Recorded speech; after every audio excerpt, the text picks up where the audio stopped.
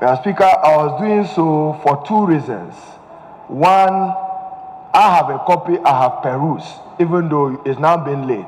And Right Honorable Speaker have been taken off the list of those who can use motor siren.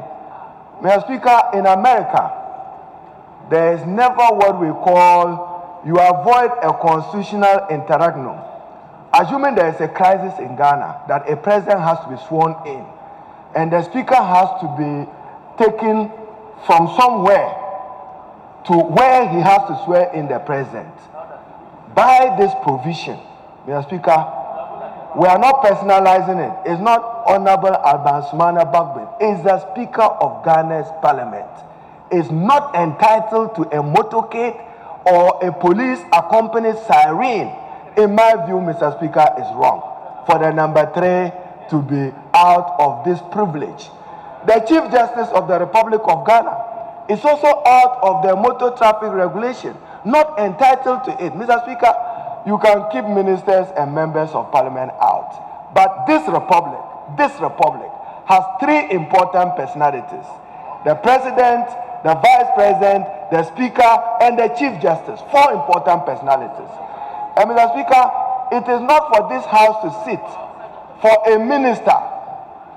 Yes, MPs. There will even be times that, Mr. Speaker, leadership is here.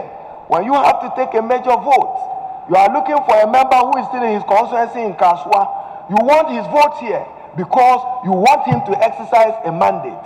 That is not abuse of a motorcade or a police siren.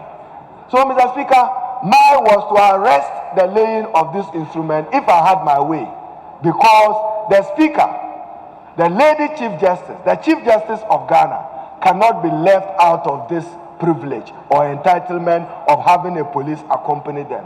What we need to guard against, which is what the public is saying, that the ministers, you are not doing the roads properly, there is congestion on the roads, and you want a free road to ride. That is what the public detests. But, Mr. Speaker, take the office of the speaker, and colleagues, when you talk of an ordinary day, talk of an extraordinary day. Assuming there is crisis in Ghana, the speaker has to be looked for. And Mr. Speaker, I hope I can share this experience with you. You recall when President Mills died.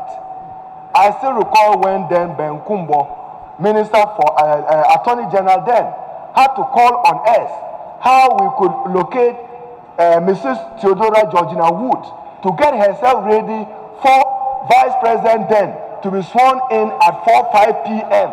We're looking for the Chief Justice at the time. And when she's coming on her way, Mr. Speaker, I use the word constitutional interregnum.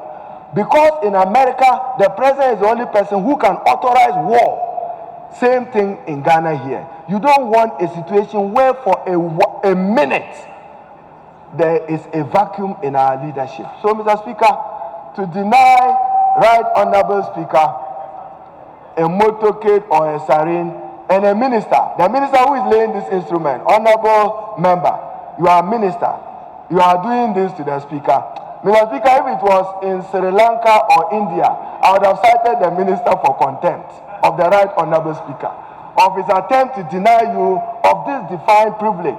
So, Mr. Speaker, let's guard against our privileges and immunities as MPs.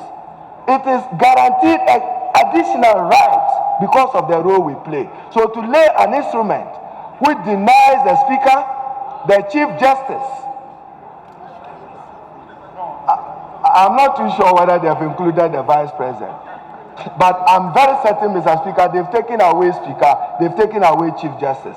This is untenable, this is wrong, and that minister, warm up. I'll cite you for contempt. Because, Mr. Speaker, this Article 11, once 21 days passes, is law. There's nothing we can do to stop it. So I'm raising this objection for and on behalf of this organization.